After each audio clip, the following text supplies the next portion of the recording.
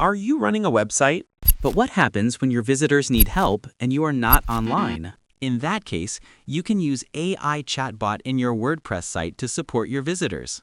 Introducing WpEazy AI, the ultimate AI extension for WordPress website.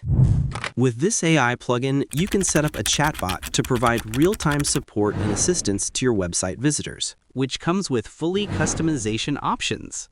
Let's explore how to set up AI-powered customer support using WpEazy AI. First, get the plugin from the link. After installing and activating the plugin, a new option, WpEazy AI, will appear in your WordPress dashboard. First, configure the API key and select the desired OpenAI model. Then, save your changes. After that, navigate to the Chatbot section and enable the Chatbot feature. You will find various customization options that allow you to modify the chatbot's title, label, position, and color.